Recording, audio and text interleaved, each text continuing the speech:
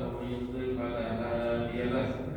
أشهد أن لا إله إلا الله وحده لا شريك له وأشهد أن محمدا عبده ورسوله. اللهم صل وسلم على نبينا محمد وعلى آله وصحبه ومن كان على نهجه إلى يوم الدين. أما بعد.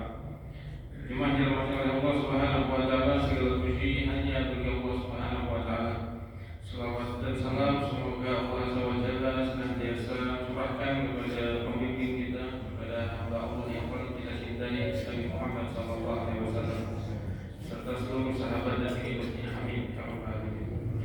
Jemaah yang dirahmati oleh Allah Subhanahu wa taala, insyaallah kita lanjutkan kajian kita masih di nasihat Luqman, di surat Luqman. Kita pada pertemuan yang lalu sudah membahas di ayat yang ke-15, ayat ke-16. Kemarin sampai di ayat ke-16, yaitu tentang Luqman Al-Hakim mengajarkan tanggung jawab kepada anaknya. Firman Allah Ta'ala, ya bunayya innaha in takun mithqala habatin min khardalin fatakun fi sakhratin aw fis samawati aw fil ardi ya'ti bihi Allah innallaha latifun khabir.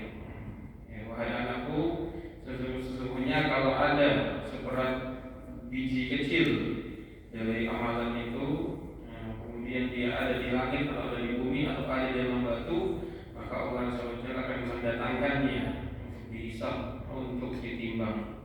Ini ayat yang ke-16 ya. Kemudian kita lanjutkan ke ayat yang ke-17 dan juga 18 dan juga 19. Seperti biasa kita akan bacakan ayatnya. Semoga Allah Azza wa Jalla merahmati kita dengan mendengarkannya. Allah Azza wa Jalla berfirman, A'udzubillahi minasyaitonir rajim. Ya bunayya aqimis sholata wa'mur bil ma'rufi wanha 'anil munkari wasbir 'ala ma asabak. Inna dzalika min 'azmil umur wa la tus'ir khaddaka lin-nas wa la tamshi fil ardi maraha. Inna Allaha la yuhibbu kulla mukhtalin fakhur waqsid fi mashyika waghdud min sawtik. Inna ankara al-aswati la sawtul hamir. Allah Azza wa Jalla berfirman di ayat yang ke-17, ya bunayya, anakku, in aqimis shalah, tegakkanlah salat, wa'mur bil ma'ruf, dan perintahkan manusia untuk kepada kebaikan, wanha 'anil munkar, dan cegahlah manusia dari keburukan, wasbir 'ala ma asabak, dan bersabarlah atas apa yang menimpamu. Inna dzalika min 'azmil umur, karena sesungguhnya yang demikian itu adalah perkara yang serius, perkara yang penting, perkara yang serius. Jadi jemaah yang dirahmati Allah Subhanahu wa taala, pada ayat ini Luqman Al-Hakim mewasiatkan kepada anaknya 3 hal, yang mana 3-tiganya ini itu adalah 3 hal yang menjadi fondasi karakter psikis anaknya, karakter fisik anaknya, karakter yang menonjol bagi anaknya. Yaitu apa? Yaitu firman Allah Azza wa Jalla, ya bunayya, anakku, aqimis shalah, tegakkanlah salat. Jadi Luqman Al-Hakim memerintahkan, menasihati anaknya untuk menegakkan salat. Menegakkan salat. Luqman Al-Hakim tidak menyuruh anaknya untuk mengerjakan salat, tetapi menegakkan salat. Dan itu 2 hal yang berbeda, dan lafadznya pun berbeda.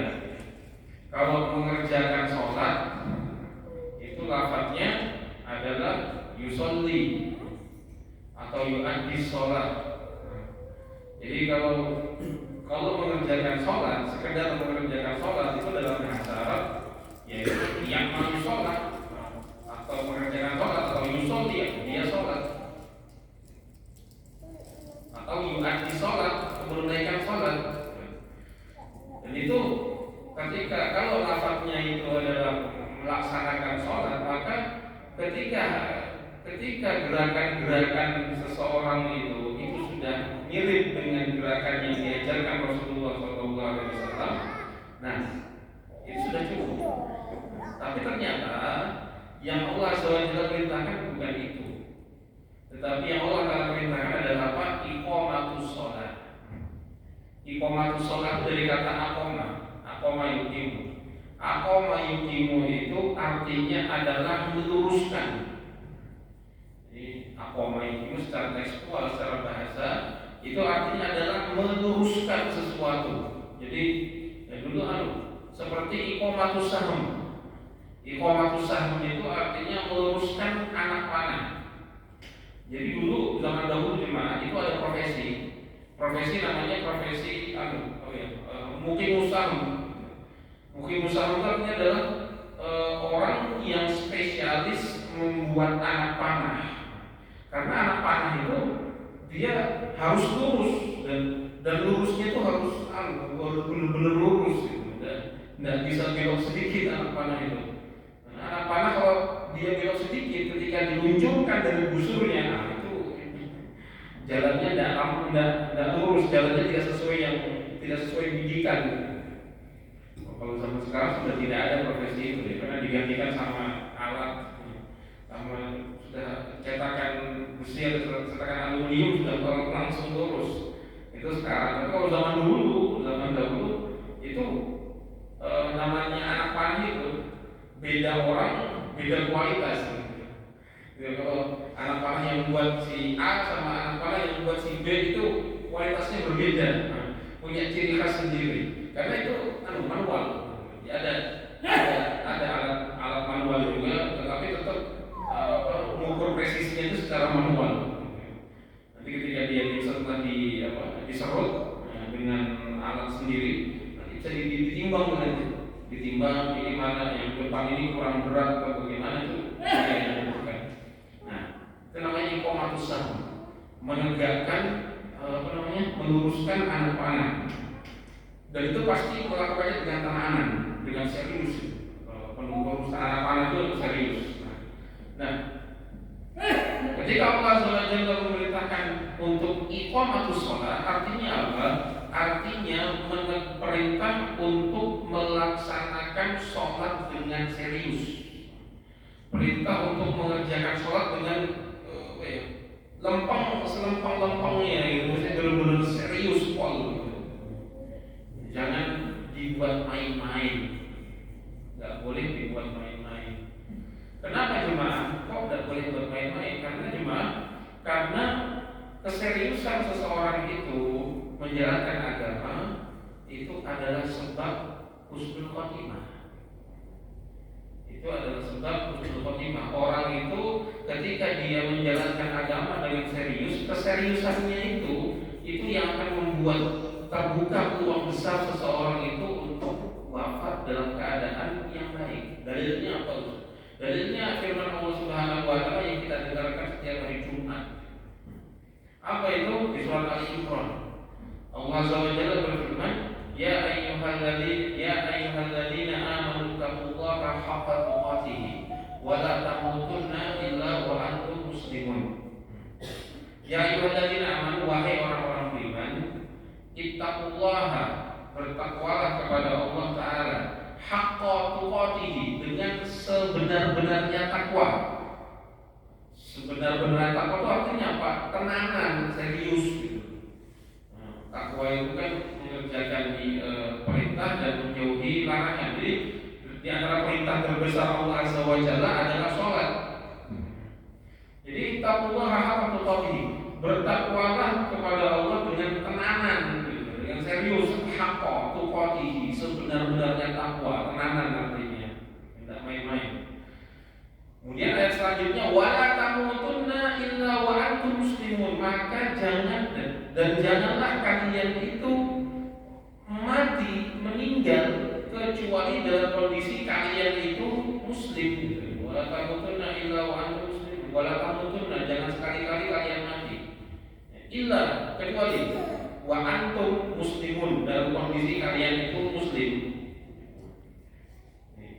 Ini ayat jemaah menunjukkan setelah Allah SWT memerintahkan bertakwa secara tenanan, kemudian menjelaskan larangan untuk tidak mati dalam kondisi kafir, kalau mati dalam kondisi muslim, itu menunjukkan apa? Menunjukkan bahwasanya jalan seseorang itu untuk husnul khatimah, menutup hari hidupnya dalam kondisi muslim, itu jalan menuju itu apa? Jalan menuju itu adalah takwa Allah haqqa tuqatih, bertakwa kepada Allah dengan takwa yang serius. Bertakwa kepada Allah dengan takwa yang serius, karena ini kan dua hal yang antara perintah dan larangan digabung dalam satu ayat. Ini menunjukkan itu adalah penyempurna. Jadi perintahnya adalah apa? Bertakwalah dengan sebenarnya takwa. Larangannya wala tamutunna, jangan kalian mati kecuali dalam kondisi muslim. Ini menunjukkan kelengkapan, satu melengkapi yang lain. Jadi ketika Allah SWT memerintahkan untuk bertakwa sebenarnya takwa, kemudian melarang untuk mati dalam kondisi muslim, itu tandanya bertakwa dengan sebenar-benarnya takwa itu adalah jalan untuk menuju kematian dalam kondisi muslim. Jadi kalau seseorang itu mau punya peluang besar mati dalam kondisi Islam dan husnul khotimah, jalannya cuma satu. Apa itu? Bertakwa dengan kenahan. Nah, takwanya itu tidak main-main. Nah, itu terbuka peluang besar untuk husnul khotimah, mengakhiri hidupnya dalam kondisi baik. Tapi kalau takwanya itu orang Jawa bilang celelean, takwanya itu main-main, digojekan, dipakai sampai dibuat bahan bercanda, dibuat bahan menyepelekan. Nah, itu khawatirnya nggak dapat gitu. Karena berapa banyak orang yang bercanda dengan maksiat, tahu-tahu mati dalam kondisi maksiat. Berapa banyak orang yang ini sedikit baik, tahu-tahu mati. Sitik baik, tahu-tahu hebat. Itu berapa banyak. Jadi cuma dirahmati Allah Subhanahu wa taala, kita diperintahkan untuk bertakwa dengan kenahan. Dan di antara bentuk ketakwaan terbesar adalah menjalankan perintah Allah yang paling besar, apa itu? Sholat.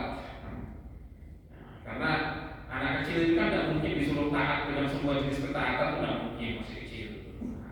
Maka Allah SWT memerintahkan kita untuk menanamkan kepada anak kita bentuk ketakwaan yang paling besar, untuk dibiasakan melakukan ketakwaan yang paling besar, meskipun nanti gak sempurna. Apa itu? Sholat. Dan sholatnya itu mengajarkan anak sholat itu dengan sholat yang tenanan. Ya bunayya aqimi sholat. Nah, aqimi sholat, tegakkanlah sholat. Artinya apa? Nek sholat itu tenanan. Jadi kita ngajarkan kepada anak kita untuk sholat dengan serius. Kan masih kecil Ustaz, nggak apa-apa. Masih mumpung masih kecil itu, mumpung masih tamyiz itu, nah itu diajarkan, dibiasakan. Jadi sebagian orang berpikir, anak-anaknya gojekan ketika sholat ben rapopo cilik, padahal sudah kelas 5 SD. Berarti yang itu salah cuma. Itu salah. Itu cara mendidik yang salah. Harusnya bagaimana? Membiasakan perbuatan baik itu bukan menunggu ketika dia dewasa, ketika dia balik, tapi ketika dia masuk masa tamyiz. Jadi begini, fase seseorang dari kecil, dari lahir menuju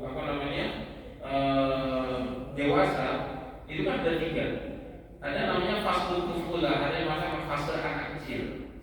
Yang kedua ada namanya masa tamyiz. Tamyiz itu artinya seorang anak mampu membedakan mana yang baik dan mana yang buruk. Yang ketiga baru masa balik. Dan ini punya karakteristik yang berbeda-beda. Kalau masa tufulah, masa tifl, masa kecil itu antara 0 sampai 7 tahun. Atau lebih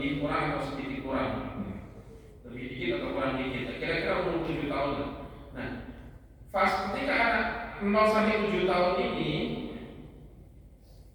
seorang anak tuh masih punya kecenderungan apa? Masih punya kecenderungan untuk mengikuti dirinya sendiri, mengikuti hawa nafsunya. Ini kalau anak 0 sampai 7 tahun ini apa namanya?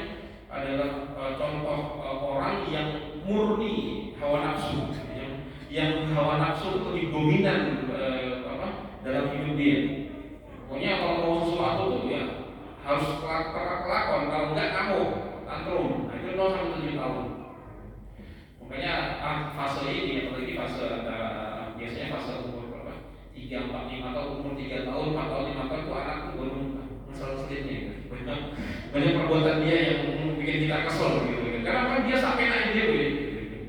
Jadi masih dominan hawa nafsunya, nggak bisa diajak pikir, nggak mau diajak pikir.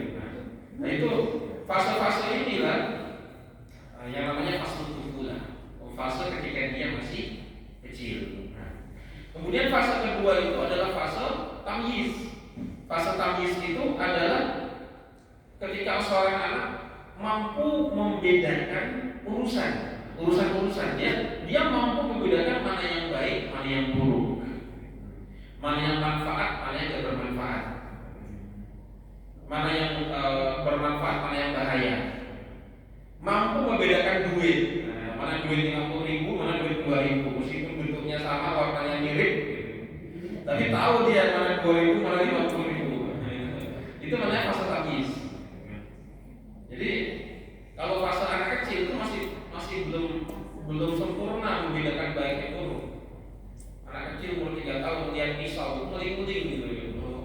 Aku jalur lading dan jalur pisau mau tak kremes gitu. Nah, ibunya bilang konco jangan mainan pisau gitu. Ngomong nangis. Itu anak umur 2 tahun 3 tahun seperti itu. Dia belum bisa bedakan mana manfaat mana bahaya. Yang seperti ini, yang fase anak kecil ini belum butuh untuk diajarkan tentang kewajiban agama. Cukup diperkenalkan saja, dikenalkan ini loh masjid, ini loh sholat, ibu lagi sholat, ini loh namanya puasa. Kalau namanya puasa nggak apa-apa, bagus. Ini loh namanya Ka'bah, ini loh haji. Jadi diperkenalkan. Nah, ketika seorang anak masuk umur yang kedua, itu umur tamyiz, bisa membedakan mana baik mana buruk, mana duit mana bukan duit, kan? Karena kalau waktu masih kecil itu, kita kadang-kadang anak kecil itu dikasih duit 100.000 asli yang gambarnya Pak Harto, Pak Karno ya, atau dikasih duit yang gambarnya itu Bobo Boy. Itu kalau masih belum tamyiz itu dia milih Bobo Boy. Nggak mau milih duit yang asli. Padahal kalau dia tahu itu duit asli 100.000 itu bisa jadi ratusan kertas Bobo itu. Nah, itu masa kecil. Nah, kalau ketika masa tamyiz dia sudah bedakan mana urusan, tahu mana duit. Ketika masa tamyiz inilah seorang anak itu mulai diperintahkan, disuruh untuk kewajiban agama, mengerjakan kewajiban agama. Dalilnya apa Ustaz? Dalilnya adalah sabda Rasulullah SAW, "Alimu auladakum muru auladakum bis-sholati fi sab'i wadribuhu fil ashri." Atau kama qala Rasulullah SAW. Nabi SAW bersabda, "Muru auladakum bis-sholati fi sab'i." Perintahkan anakmu itu untuk mengerjakan sholat fi sab'i ketika umur 7 tahun. Wadribuhu fil ashri, dan pukul dia kalau tidak mau sholat ketika dia sudah umur 10 tahun. Tentu memukulnya itu dengan kriteria memukul untuk mendidik. Memukul untuk mendidik itu gimana maksudnya? Pakai perasaan, pukulan kasih sayang. Tapi itu pun adalah senjata terakhir. Dan mungkin perlu dikeluarkannya itu mungkin sekali seumur hidup saja. Jangan bukan bikin mukul, itu bukan ajaran Nabi. Nabi SAW itu pernah marah, tapi berapa kali beliau marah begitu? Jarang sekali. Mungkin seumur hidup beberapa kali saja. Yang paling banyak itu Nabi SAW itu menahan marah itu banyak. Tapi kalau melampiaskan sampai beliau itu marah dengan kontak fisik itu bisa dihitung pakai yang bisa dihitung jumlahnya berapanya. Nah itu anak tadi ketika dia umur 7 tahun diperintahkan untuk sholat. Muru itu artinya adalah perintahkan anak. Jadi sudah mulai diperintahkan di situ. Urusan dia nanti mengerjakan atau tidak mengerjakan atau pura-pura mengerjakan itu urusan lain. Yang penting suruh dulu.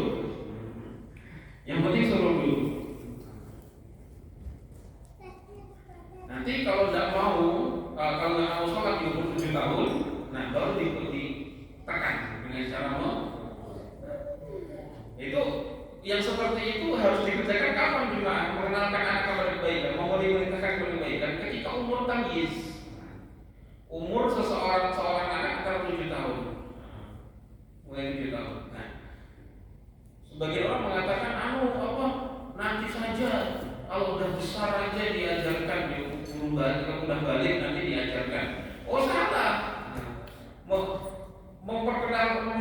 Memerintahkan anak kepada kebaikan itu bukan nunggu balik.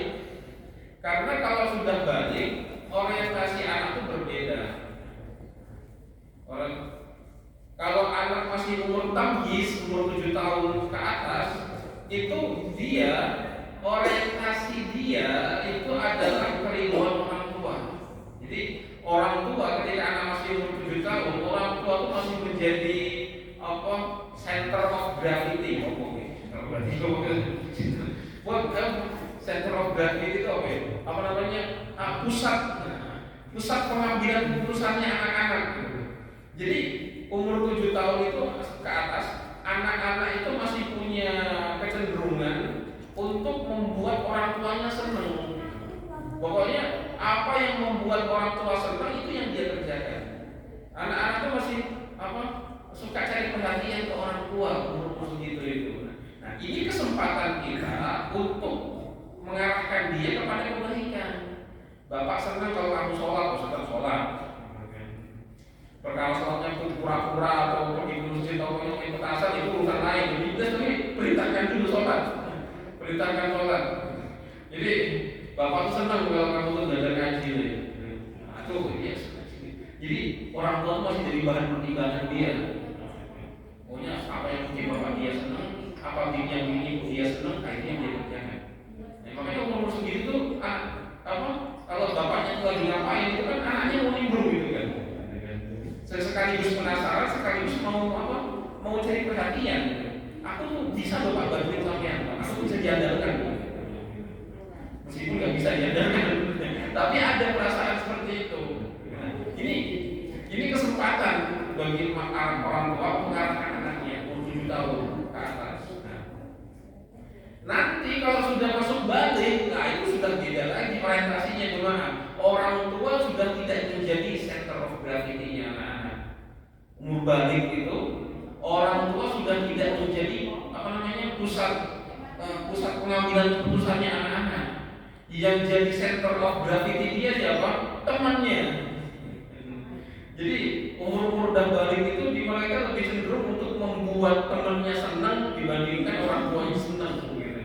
Itu fakta. Temennya sekarang ngajak dia itu main bola sampai jam setengah 12 malam gitu, dia ikut meskipun pulang rumah dimarahin sama bapaknya. Nah itu urusan nanti. Pokoknya teman gue seneng main bola sampai jam 12 malam.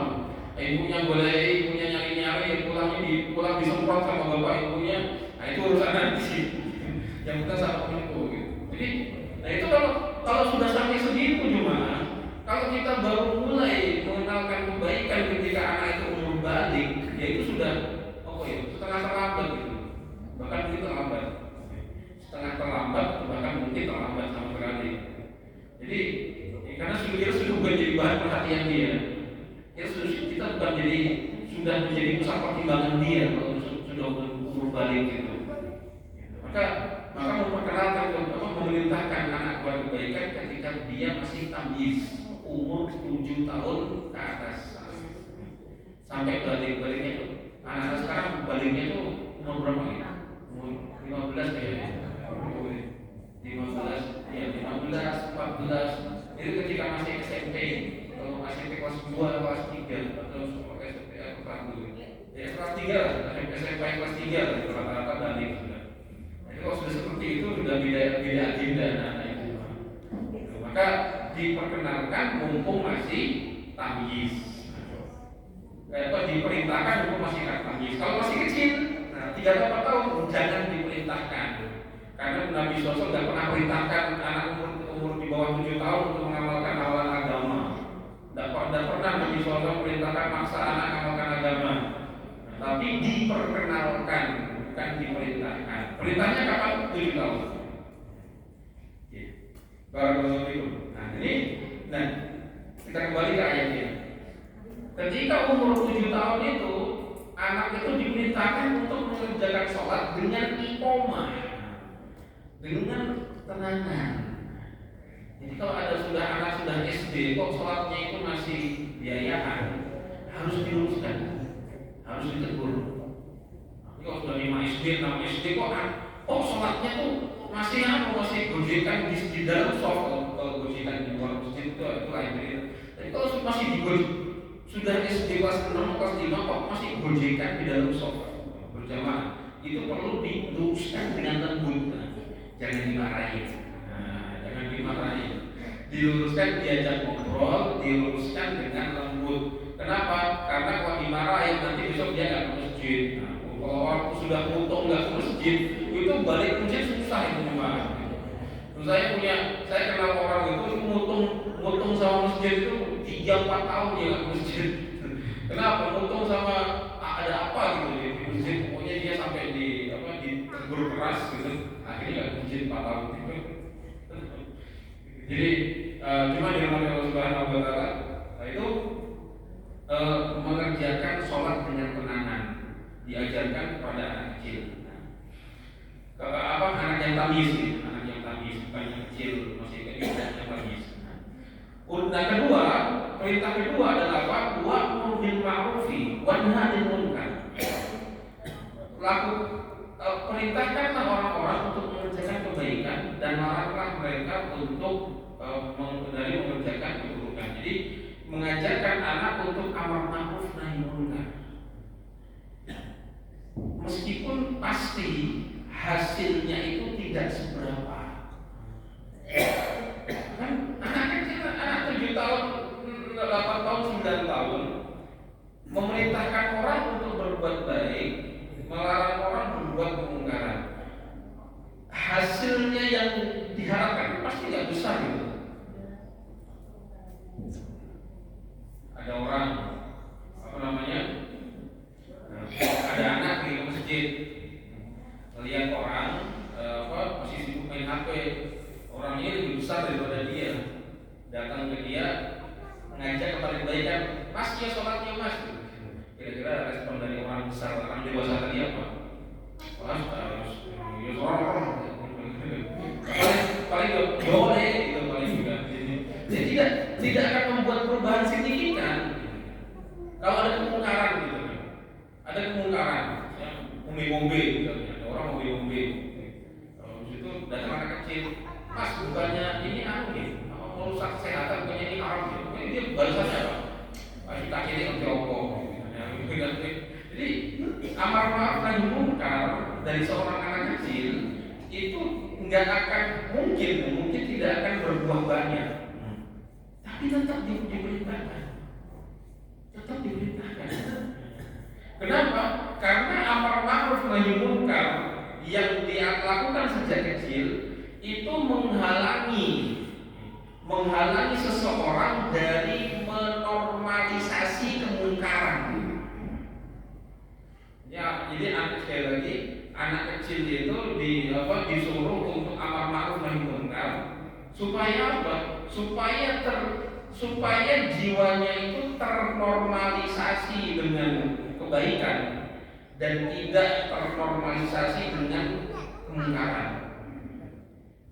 Normalisasi pokok, normalisasi itu menganggap normal. Ini kan ini bahasanya TV One, bahasanya ini. Ya, saya itu banyak dengerin politikus ngomong gitu. Jadi terbawa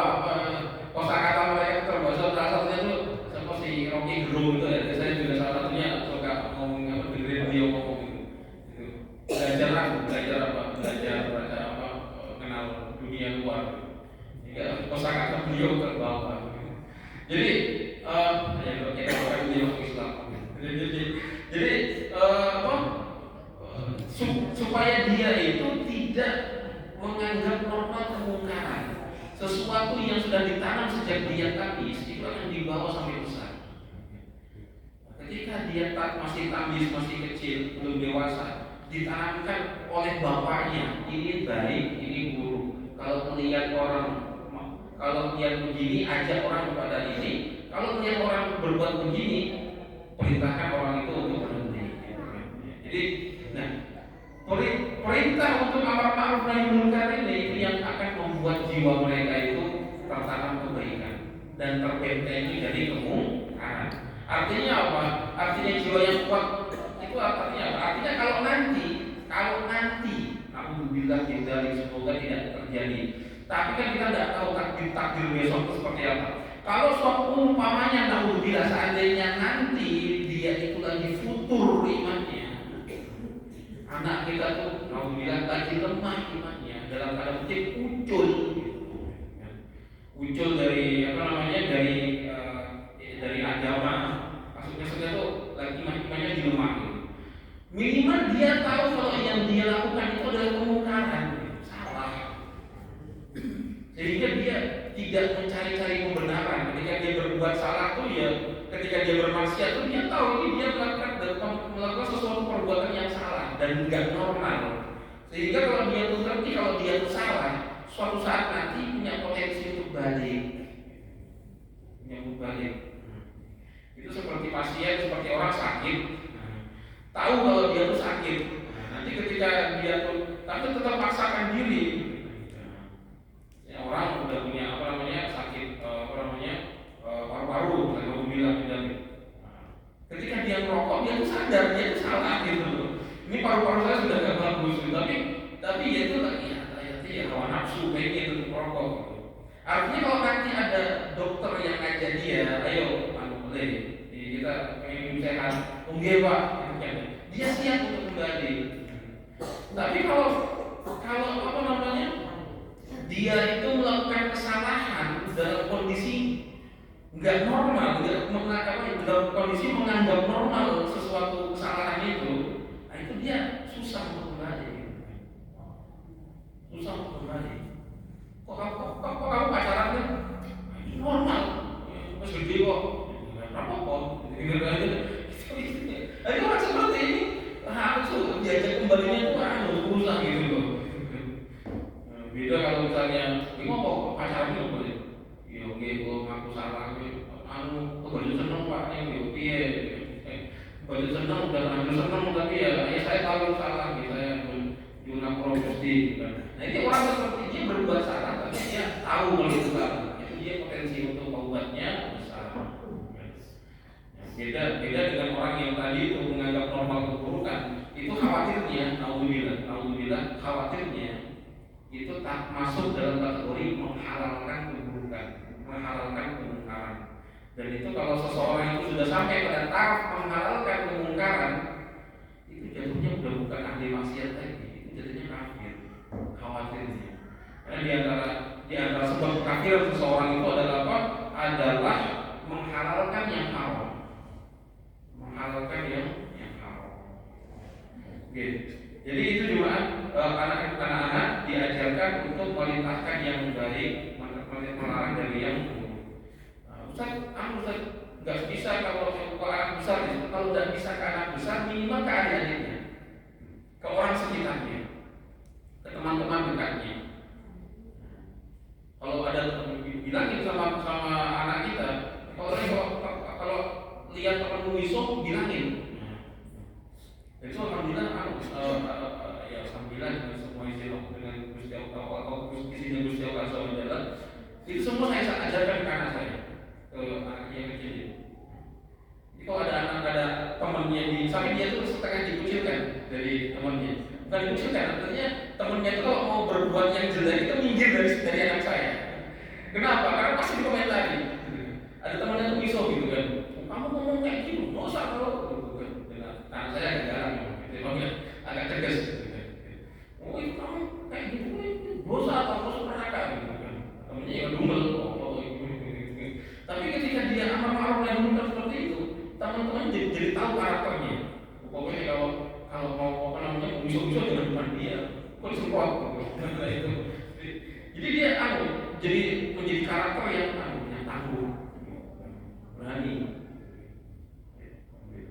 Jadi amar ma'ruf nahi munkar. Yang ketiga, yang diajarkan kepada anak adalah apa? Adalah wasbir ala ma asabak. Bersabarlah atas hal-hal yang menimpamu. Bersabarlah atas musibah, atas hal-hal yang tidak enak yang menimpamu. Jadi cuma di Allah Subhanahu wa taala, ketika anak itu masih masuk fasenya tamyiz, fasenya fase sebelum umur balik atau habis umur 7 tahun sebelum umur balik, diajarkan untuk apa?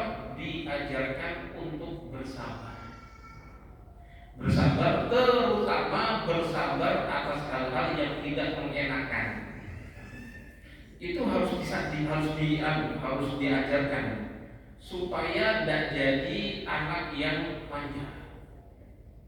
Jadi anak yang manja itu adalah anak yang tidak mau bersabar. Karena kalau mau bersabar karena tidak dibiasakan sabar, tidak dibiasakan untuk menahan keinginan dia. Makanya gimana? Itu kalau di Jepang itu, atau ketika kata teman-teman Jepang itu pelajaran pertama anak TK itu adalah apa? Belajar antri. Belajar antri. Bukan anak TK, ini anak SD di Jepang. Pelajaran pertama anak SD di Jepang itu adalah apa? Belajar antri. Semua serba antri. Mau naik bis antri. Gak kayak kita. Nah, itu kata teman-teman di Jepang ya. Di Jepang di Korea, di Korea juga, tapi yang lebih terasa di Jepang. Jadi orang itu di sana itu kalau naik bis di terminal gitu ya, itu bisnya datang itu langsung bikin antrian gitu untuk naik ke atas bis. Nanti tanya sama TKI, teman-teman TKI yang di sana, itu langsung. Jadi satu arah gitu, naiknya satu-satu, nggak kayak di Ternadi. Ternadi itu ada bisnya datang yang mau naik banyak, udah itu dari 5 penjuru itu. 2, 3, 4, 5 desek-desekan. Nah, kenapa? Karena tidak terbiasa. Nah, anak kecil di Jepang itu umurnya 10 tahun. Hal yang pertama kali diajarkan kepada mereka adalah belajar antri. Mau naik bis, antri dulu. Mau ngambil masuk kelas, antri dulu. Kalau pas lagi ada ini, pas lagi ada ada berlebaran itu antri. Mau ngambil makan siang, antri. Kamar mandi, antri. Dan antrinya anak kecil itu diawasi sama gurunya.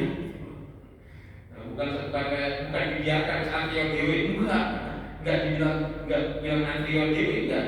Diawasi sama gurunya itu antri. Itu untuk mengajarkan apa? Mengajarkan kesabaran.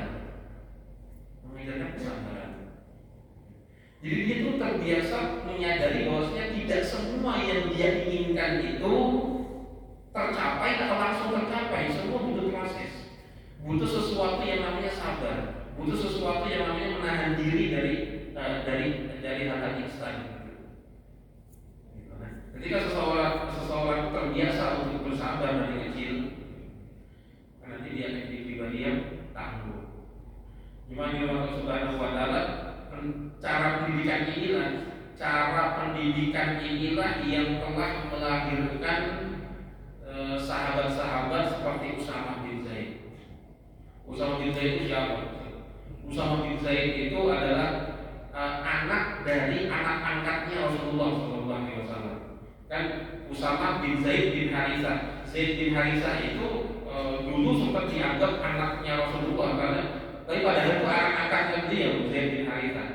Nah itu Zaid bin Harithah, anak angkatnya Rasulullah SAW, punya anak namanya Zaid bin Harithah. Apa yang istimewa dari Zaid bin Harithah ini cuma? Yang istimewa dari beliau ini adalah apa?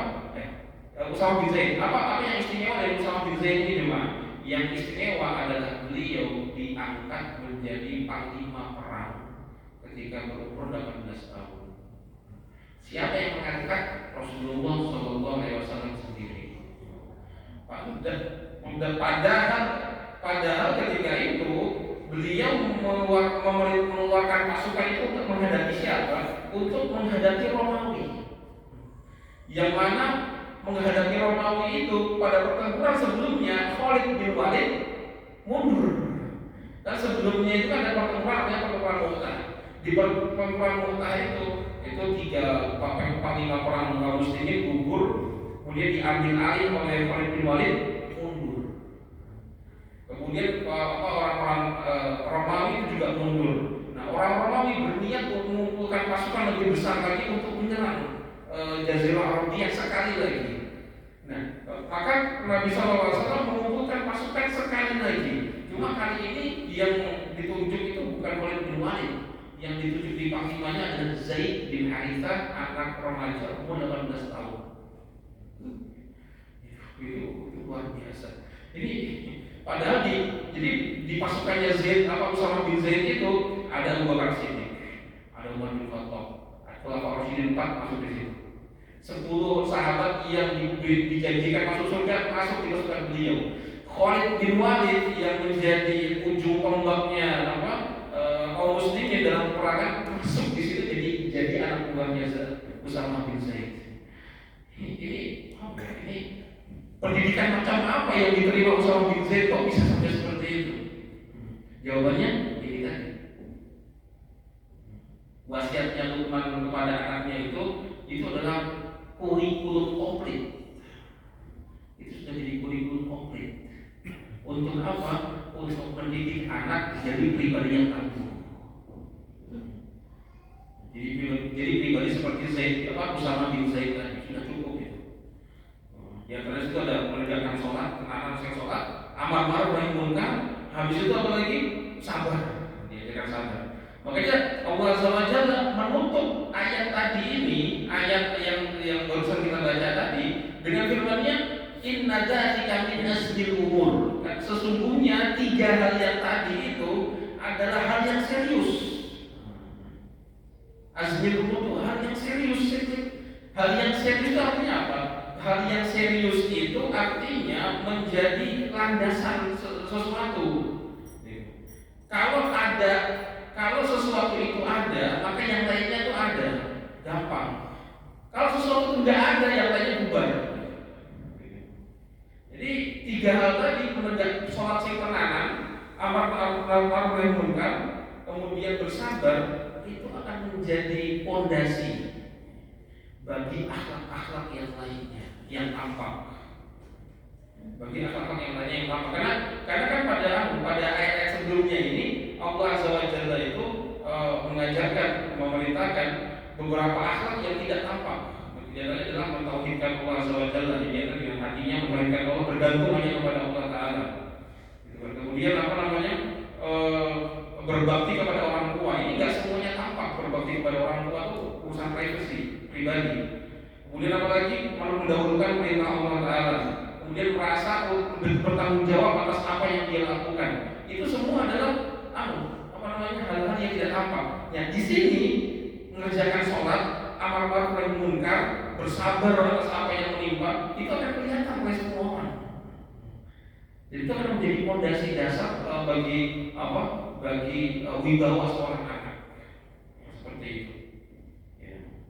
Dari sejak kapan? Sejak kecil, sejak tangis diajarkan, bukan menunggu nanti balik. Wallahu ta'ala a'lam bishawab. Kita cukupkan sampai di sini. Ya, semoga Allah Subhanahu wa taala rahmati kita, berkahi kita, dan menjadikan anak-anak kita anak-anak yang saleh, anak-anak yang berbakti, anak-anak yang tangguh seperti Usama bin Zaid. Amin ya rabbal alamin. Wa sallallahu ala nabiyyina Muhammadin wa ala alihi wa sahbihi wa sallam. Rabbana la tuzigh qulubana ba'da idh hadaytana wa hab lana min ladunka rahmatan innaka antal wahhab. Rabbana atina fid dunya hasanah wa fil akhirati hasanah wa qina adzabannar. Sallallahu ala nabiyyina Muhammadin wa ala alihi wa sahbihi wa sallam. Subhanallahumma rabbana wa bihamdika asyhadu an la ilaha illa anta astaghfiruka wa atubu ilaik. Assalamualaikum